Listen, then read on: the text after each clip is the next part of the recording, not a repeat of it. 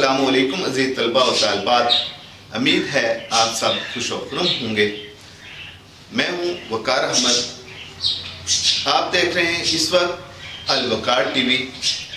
عزیز طلباء و طالبات، آج ہم انٹرمیڈیٹ سال اول کا سبق نمبر 7 سفارش پڑھ رہے ہیں۔ سفارش سبق کے مصنف ہیں احمد ندیم قاسمی، جن کا اصل نام احمد شاہ تھا۔ والد محترم کا نام غلام نبی تھا۔ آپ 1916 میں خوشاب کے گاؤں انگا میں پیدا ہوئے۔ آپ نے ابتدائی تعلیم انگا سے ہی حاصل کی۔ آپ کے والد محترم بچپن میں ہی وفات پا گئے۔ آپ کی کفالت آپ کے چچا نے کی۔ آپ کے چچا پنجاب کے مختلف شہروں میں محکمہ مال میں نوکری کی خاطر جاتے اور ساتھ ہی انہیں رہنا پڑتا۔ مڈل انہوں نے کیمبل پور یعنی اٹک سے کیا اور اس کے بعد میٹرک شیخو پورہ سے کیا۔ میٹرک کے بعد جو ان کی کالج کی تعلیم ہے وہ انہوں نے ریاست بھاولپور میں کی۔ وہاں صادق ایجرٹن کالج ہے، ایسی کالج، اس کی ایبریویشن ایسی ہے، صادق ایجرٹن کی۔ نواب صادق خان کے نام سے وہ کالج قائم ہے۔ اس میں انہوں نے ایف اے اور بی اے کا امتحان پاس کیا۔ عزیز طلباء و طالبات، آپ تہذیب نسواں رسالوں کے جرائد کے مدیر بھی رہے۔ آپ نے جیل میں بھی مشکل وقت گزارا۔ آپ نے سب سے پہلے ایک محرر کی نوکری کی، وہ پسند نہ آئی تو آپ محکمہ آبپاشی سے منسلک ہو گئے۔ اس جاب کو بھی چھوڑا اور ملتان میں آپ سب انسپیکٹر کے عہدے پر فائز ہو گئے۔ جب وہ محکمہ بھی آپ کو پسند نہ آیا تو آپ نے اپنی ساری زندگی لکھنے میں ہی صرف کر دی۔ عزیز طلباء طالبات، آپ کی وفات 2006 میں ہوئی۔ اب یہ جو سبق پڑھ رہے ہیں سفارش، اس کی صنف ہے افسانہ اور ماخذ کپاس کا پھول۔ آپ کے جو تصانیف میں افسانوی مجموعے ہیں وہ یہ ہیں: چوپال، بگولے، طلوع و غروب، سیلاب و گرداب، آنچل، سناٹا، دھڑکنے، آبلے، آس پاس، کوہ پیما، در و دیوار، نیلا پتھر، گھر سے گھر تک، بازار حیات، برگ ہنا، یہ آپ کے افسانوی مجموعے ہیں۔ اس کے علاوہ شعری مجموعے کی طرف آتے ہیں۔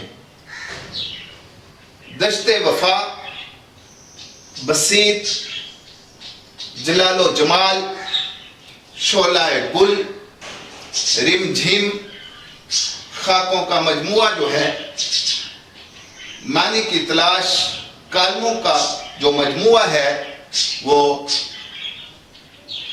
کس کیاری۔ اسلوب مصنف کچھ یوں ہوگا: احمد ندیم قاسمی ایک معروف افسانہ نگار، منفرد نکات اور صاحب اسلوب کالم نگار تھے۔ ان کی تحریروں میں طبقاتی ناہمواریوں اور احتسال کے خلاف شدید رو عمل ملتا ہے۔ ان کے افسانوں میں پنجاب کے دیہاتوں کی فنکارانہ عکاسی نظر آتی ہے۔ وہ پریم چند کے بعد دیہات کی زندگی کے سب سے بڑے نقاش اور مصور ہیں۔ پریم چند کا نام آیا ہے پریم چند، جن کا اصل نام دھن پت رائے، اور وہ اردو کے پہلے افسانہ نگار تھے۔ اسی کے ساتھ ہی ہم سبق کی تشریح کی طرف آنے سے پہلے سبق کا سیاق و سباق بیان کرتے ہیں۔ یہ سیاق و سباق اجمالی سیاق و سباق ہے۔ یہ سطور احمد ندیم قاسمی کے لکھے ہوئے افسانے سفارش سے لی گئی ہیں۔ مصنف نے آج کے سماجی رویوں پر سیر حاصل تبصرہ کیا ہے۔ لوگوں میں کسی کے کام آنے کا جذبہ تقریباً ختم ہو چکا ہے۔ دل میں کسی کے کام آنے کے جذبے کے باوجود ہر آدمی اپنی مصروفیتوں میں غرق ہے۔ اس کے پاس اتنا وقت نہیں کہ کسی غریب کے بھلے کی خاطر چند قدم تک چلا جائے۔ اس افسانے میں ایک نوجوان اپنے باپ کی آنکھوں کے آپریشن کے سلسلے میں ایک عزت دار آدمی سے سفارش کروانا چاہتا تھا، لیکن اس شخص کے پاس اتنا وقت نہ تھا کہ اس غریب کی مدد کر سکتا۔ وہ جھوٹ پر جھوٹ بولتا رہا اور غریب کوچوان اس کا شکر گزار ہوتا رہا۔ اللہ کے فضل و کرم سے اس کے باپ کی بینائی لوٹ آئی اور وہ اسے اس امیر آدمی کی سفارش کا نتیجہ سمجھتا رہا۔ حالانکہ اس سلسلے میں اس باؤ صاحب نے ڈاکٹر سے بات تک نہ کی تھی۔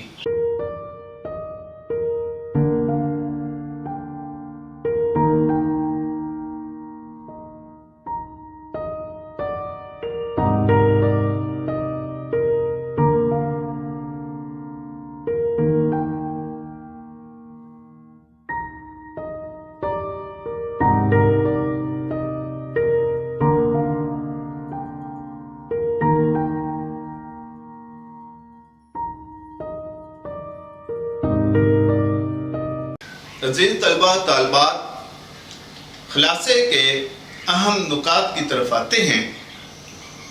کہانی کا جو کردار ہے وہ بابو جی ہیں۔ ساری کہانی بابو جی کے گرد گھومتی ہے اور فیکا کوچوان جو ہے وہ بابو جی کے گرد گھومتا ہے۔ بابو جی اپنے کسی دوست کی دعوت پر جانے کے لیے تانگے کے منتظر تھے۔ اچانک فیکا کوچوان اور اس کا افسردہ چہرہ دکھائی دیا۔ وجہ پوچھی تو وہ بتانے لگا کہ آپ میرے بابا کو تو جانتے ہیں نا، مصری شاہ ایک لاہور کے محلے کا نام ہے۔ وہاں ایک بابا جی تھے جو کہ نیم حکیم تھے۔ انہوں نے بابا جی کو سرما دیا کہ وہ آنکھ میں ڈال لیں تو ان کی آنکھ ٹھیک ہو جائے گی۔ انہوں نے آنکھ میں سرما ڈالا۔ جب وہ صبح اٹھے تو ان کی آنکھ کی بینائی جاتی رہی۔ نیم حکیم خطرہ جان، آپ بخوبی جانتے ہیں۔ اب پھر مزید انہوں نے کیا کیا کہ آئی اسپیشلسٹ کے پاس جانے کی بجائے انہوں نے گھر کے ٹوٹکے شروع کر دیا۔ ایک کوچوان چچا چھیتا تھا، نام اس کا رشید ہوگا غالباً، جس طرح فیقہ کا نام جو ہے وہ اصل رشید ہوگا۔ تو یہ ہماری ثقافت جو ہے پنجابی زبان کی، جو ہمیں ورثے میں ملی ہے، اس میں ہم کبھی نہیں چھوڑیں گے یہ باتیں کہ اگر کوئی رفیق ہے اسے فیقہ کہہ دینا، اگر کوئی رشید ہے اسے شیدہ کہہ دینا۔ چچا شیدے نے کہا کہ پوست کے ڈوڈے، پوست کے ڈوڈے، پھر انہوں نے آنکھ پہ ابال کے جو ہے اس کے چھینٹے مارے۔ اس کے بعد انہوں نے کیا کیا، پھر پالک کا ساگ ابال کے وہ باندھا۔ لے جی، جو جتن کیے انہوں نے وہ کامیاب نہ ہوئے۔ آگے اس سے اہم نکات میں آپ کو بتاتا چلا جاتا ہوں۔ میو اسپتال کا برآمدہ اور بابو جی سے بڑی عاجزانہ درخواست، ڈاکٹر عبدالجبار کا پتہ، تعارفی کارڈ پر سفارش کے الفاظ۔ فیقے کو غربت اور بوسیدہ کپڑوں کی وجہ سے ڈاکٹر کو نہ ملنے دیا گیا۔ بابو جی کا عہد مگر شیخو پورا روانگی ہو گئی۔ وارڈ میں داخلہ تو ہو گیا، مگر ہسپتال کوٹ لکھپت، یہ بھی لاہور کا ایک علاقہ ہے، اور وہاں ایک ہسپتال ہے جو کوٹ لکھپت کا ہسپتال کہلاتا ہے، وہاں منتقل کر دیا گیا۔ اب پہلے سے بھی سیاپا جو تھا وہ دگنا ہو گیا کہ وہاں تک کا جانا آنا، کرائے بھاڑے کا خرچہ، کھانے پینے کا، یہ سب غریب آدمی کے لیے بہت زیادہ تکلیف دہ ہوتا ہے۔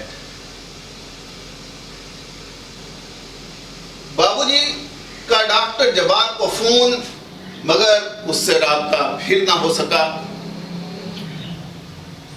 میو ہسپتال واپسی ہو گئی، پھر غریب نے اس کا شکریہ ادا کیا،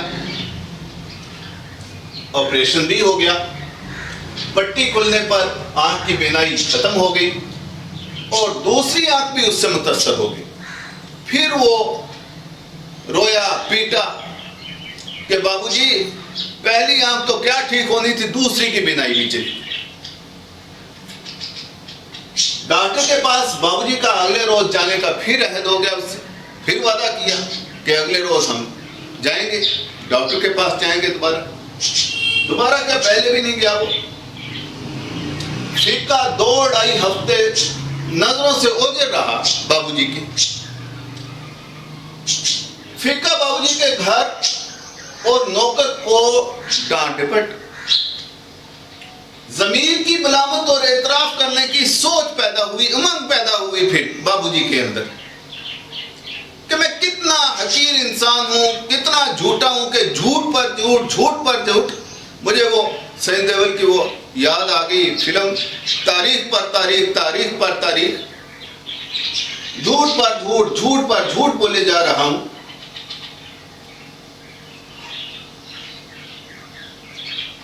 فیقے کا بابو جی سے عاجزی کے ساتھ اظہار شکر، وہ تو شکریہ ادا کرنے آ بیٹھا تھا کہ فیقے کا بابو جی سے عاجزی سے جو اظہار شکر تھا وہ کس لیے تھا، دونوں آنکھیں ٹھیک ہو گئیں اور احسان مندی جتانے آیا بیٹھا کہ میں آپ کا احسان مند رہوں گا، میری آنکھ کی بینائی آپ نے دی ہے یا خدا نے دی ہے، میں آپ کا ساری عمر غلام رہوں گا۔ اور وہ پھر بھی بابو جی منہ سے نہیں بولے کہ مجھ سے کوئی سفارش وغیرہ نہیں ہو سکی تیری، میں تیرے لیے کچھ بھی نہ کر سکا۔ پھر بھی اندر اندر دبا گئے بات کو اور پھر کہنے لگے کوئی بات نہیں فیکے، کوئی بات نہیں۔ مشہور والا جات تشریح میں بھی ہم پڑھیں گے، جو لوگوں کا ممنون احسان نہیں وہ اللہ کا بھی شکر ادا نہیں کرتا۔ حضور صلی اللہ علیہ وسلم کا فرمان ہے، ارشاد ربانی کیا ہے؟ اے ایمان والو، اللہ کی رحمت سے مایوس نہ ہوں۔ شعر میں بیان کرنے لگا ہوں، دیوار سے تصویر لگا دیتی ہے دنیا، دیوار سے تصویر لگا دیتی ہے دنیا، کیسے جیا جاتا ہے سکھا دیتی ہے دنیا۔ سب سے اچھے لوگ وہ ہیں جو دوسروں کو اپنی ضرورت پر مقدم رکھیں۔ بیمار انسان کے سینے میں جب تک سانس کی آمد و رفت کا سلسلہ جاری ہے، اسے امید کا دامن نہیں چھوڑنا چاہیے۔ سچ کبھی جھوٹ سے شکست نہیں کھاتا۔ ڈیئر اسٹوڈنٹس، ہم سبق کے مشہور اقتباسات کی تشریح کی طرف آتے ہیں۔ محلے کی بڑی گلی کے بورڈ پر 3-4 ٹانگے ہر وقت موجود رہتے ہیں، یعنی ٹانگے سے مراد کیا ہے؟ ایک یکا ہوتا ہے اور ایک ٹانگا۔ یکا ہندی زبان کا لفظ ہے، یکے سے مراد ایک یعنی مذکر ہو گیا۔ گھوڑے کی رتھ نما گاڑی، یکا سے مراد ہوا ایک قسم کی دیسی گاڑی جس کے اوپر برجی سی بنی ہوتی ہے، یعنی دیوتاؤں کی ایک قسم کی عمدہ سواری ہوتی تھی۔ تانگا، تانگا تے الف نون کاف الف تانگا اس طرح بھی لکھ سکتے ہیں، اور تانگا تے الف نون کاف ہے تانگا اس طرح بھی لکھ سکتے ہیں۔ 2 پہیے کی سواری، یہ بھی ہندی کا لفظ ہے، مذکر ہے، 2 پہیے کی سواری گاڑی۔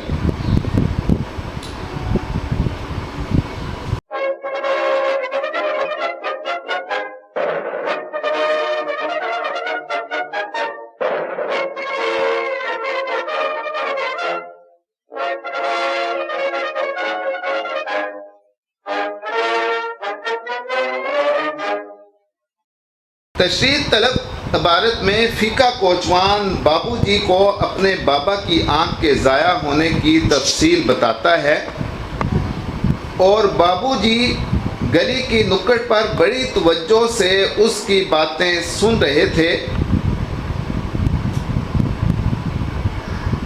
فیکے جیسے مفلسی کے مارے ہوئے شخص کے لیے یہ بڑے اعزاز کی بات تھی کہ بابو جی جیسا امیر اور معزز تعلیم یافتہ آدمی اس کی بات کھڑے کھڑے سن رہا ہے۔ فیکے نے بابو جی سے کہا کہ آج تھک تو نہیں گئے، سگریٹ والے کی کرسی اٹھا لاؤں؟ بابو جی نے اسے کہا کہ تم اپنی بات جاری رکھو۔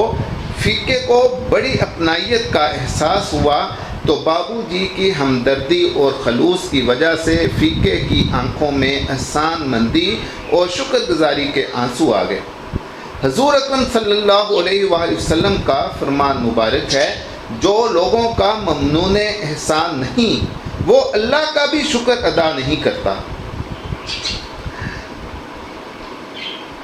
چنانچہ بابو جی کی ہمدردی اور اپنائیت کی وجہ سے فیکے کی آنکھوں میں احسان مندی اور شکر گزاری کے آنسو امڑ آئے۔ فیکا معصومیت سے بابو جی کو کہتا ہے کہ خدا آپ کا بھلا کرے، اللہ آپ پر کرم کرے۔ تمام رات گھر کے سب افراد نے بڑے قرب اور مصیبت میں رو پیٹ کر گزار دی۔ پھر صبح کو محلے کے سارے کوچوان اکٹھے ہوئے تو ان میں سے بزرگ کوچوان چچا شیدے نے مشورہ دیا کہ پوست کے ڈوڈے پانی میں ابال دو۔ تو یہ ہماری ثقافت ثقافت جو ہے پنجابی زبان کی جو ہمیں ورثے میں ملی ہے اس میں ہم کبھی نہیں چھوڑیں گے یہ باتیں کہ اگر کوئی رفیق ہے اسے فیقہ کہہ دینا، اگر کوئی رشید ہے اسے شیدہ کہہ دینا۔ چچا شیدے نے کہا کہ پوست کے ڈوڈے پھر انہوں نے آنکھ پہ ابال کے جو ہے اس کے چھینٹے مارے۔ جب آنکھ دھوئی گئی تو بابا دستور تڑپتا رہا، پھر کسی نے مشورہ دیا کہ پالک کا ساگ ابال کر آنکھ پر باندھو، آنکھیں ٹھیک ہو جائیں گی۔ چنانچہ پالک کا ساگ ابال کر باندھا گیا، اور جب ساگ آنکھ پر سے کھولا گیا تو بابو جی نے سب کے سامنے خدشہ ظاہر کیا کہ اب کوشش کرنے کی ضرورت نہیں، آنکھ بالکل مردہ ہو گئی۔ جب یہ بات سنی تو بابو جی ہمارے گھر میں تو کوہرام مچ گیا، سب نے رونا پیٹنا شروع کر دیا۔ چنانچہ فیقے کا باپ کسی ماہر امراض چشم کو نہ دکھانے کی وجہ سے نیم حکیم کے ہتھے چڑھ کر اپنی آنکھ مزید خراب کر بیٹھا۔ ڈیئر اسٹوڈنٹس، یہ جو آپ دربار دیکھ رہے ہیں یہ حضرت سید مصری شاہ رحمۃ اللہ علیہ کا ہے۔ یہ اللہ کے ولی تھے اور انہی کے نام پہ یہ محلہ آباد ہوا۔ یہ محلہ مصری شاہ کے بازار کا ایک منظر ہے۔ دیکھیے یہاں انہوں نے بہت اچھے اعلیٰ قسم کی تعمیرات کر کے پلازا ٹائپ انہوں نے مارکیٹ بنائی ہوئی ہے۔ تو یہاں فقہ کوچوان کا والد گیا تھا، تو وہاں کوئی بابا سنیاسی ہوگا، حکیم نیم حکیم خطرہ جان، تو اس نے سرما لیا۔ حکیم نے خدا رسول کی قسم کھا کر کہا تھا کہ اگر لالی نہ جائے تو قیامت کے دن مجھے گردن سے پکڑنا۔ تو یہ حکومت نے اچھا ایکشن لیا ہے، ان کے خلاف ان کو ٹھکانے لگا دیا ہے۔ یہ جو تصاویر آپ دیکھ رہے ہیں یہ کوٹ لکھپت ہسپتال کی ہیں۔ تو اسی طرح میں آپ کو میو ہسپتال کی تصویر دکھا رہا ہوں۔ یہ دیکھیں کلمہ طیبہ لا الہ الا اللہ محمد الرسول اللہ، یہ سب سے اوپر لکھا ہوا ہے۔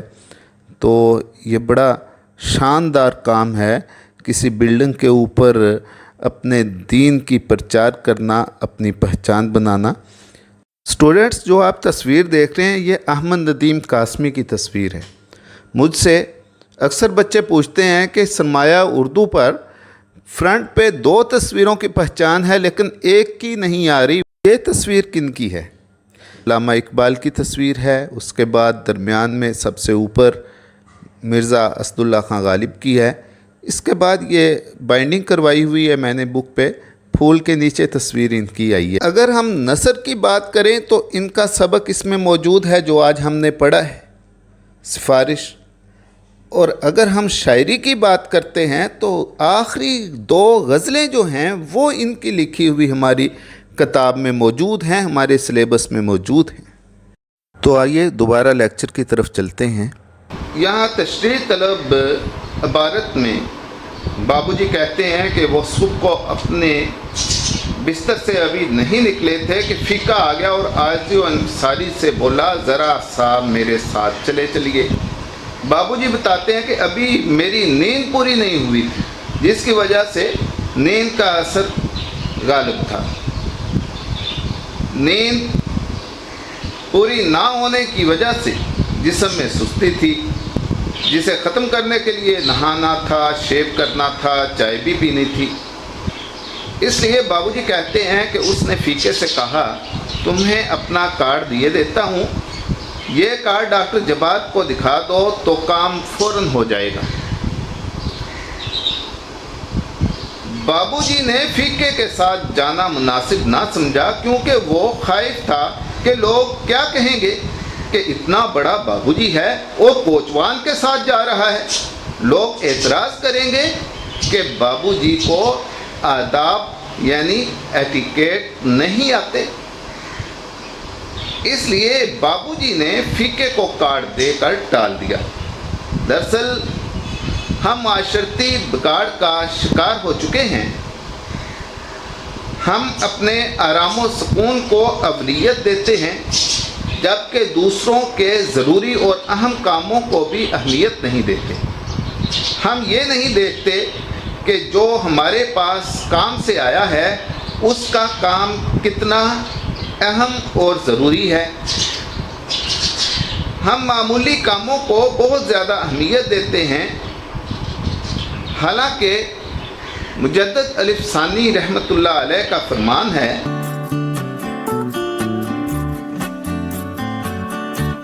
سب سے اچھے لوگ وہ ہیں جو دوسروں کو اپنی ضروریت پر مقدم رکھیں۔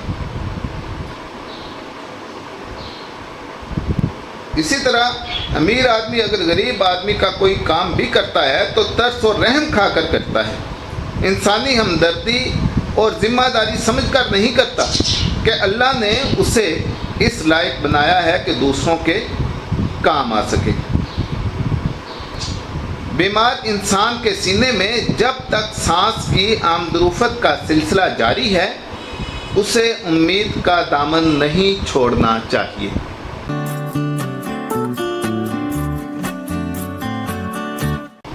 ڈاکٹر عبد الجبار کو کارڈ دینے کے باوجود بھی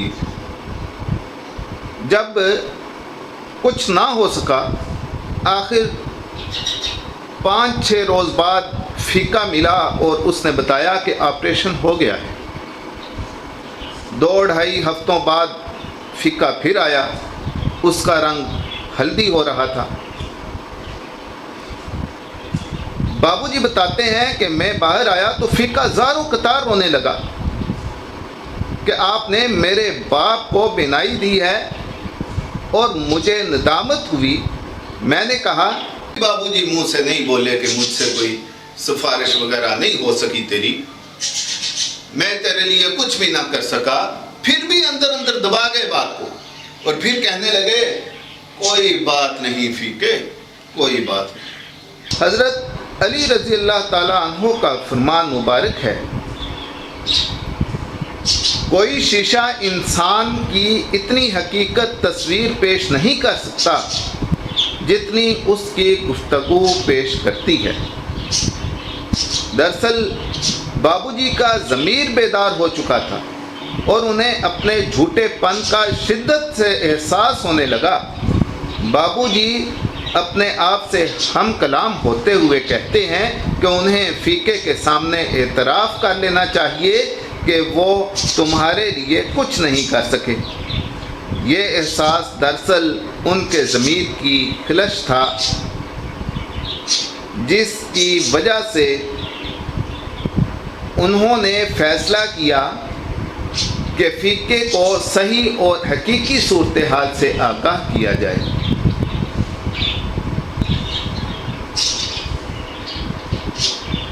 ضمیر ہمارے اندر اس آواز کا نام ہے جو متنبہ کرتی ہے کہ کوئی دیکھ رہا ہے۔ جب انسان کا ضمیر زندہ اور بیدار ہوتا ہے تو وہ اپنی زبان اور اپنے قول و فعل سے کسی طرح بھی کسی کو تکلیف نہیں پہنچاتا اور بڑی احتیاط سے کام لیتا ہے۔ دراصل ضمیر زندہ ہوتا ہے اللہ کے احکامات اور نبی اکرم صلی اللہ علیہ وآلہ وسلم کے نورانی طریقوں پر عمل کرنے سے۔ حضرت سلیمان علیہ السلام کا فرمان ہے، سچ کبھی جھوٹ سے شکست نہیں کھاتا۔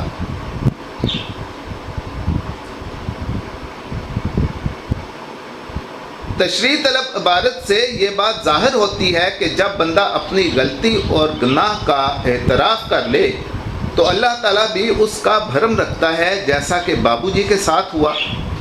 ایک دانا کا قول ہے، جو گناہ کرتا ہے وہ انسان ہے، جو گناہ کر کے اتراتا ہے وہ شیطان ہے، اور جو گناہ کر کے پچھتاتا ہے وہ ولی ہے۔